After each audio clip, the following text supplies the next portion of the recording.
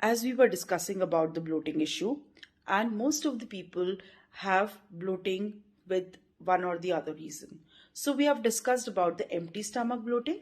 Now I want to discuss the bloating which is due to gastric issue. सर्दियां हैं उसमें हमें gastric issue बहुत जल्दी हो जाता है.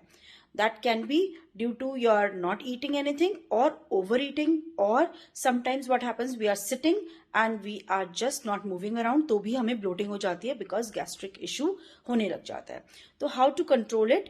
So one tip, that you can have the warm water, boil it with 1 teaspoon of jeera and 1/4 teaspoon of ajwain in the morning, like 1.5 liter water you can boil, and you can just put in the kettle and drink throughout the day. So this will prevent you from getting gastric issues, and your stomach will also feel light.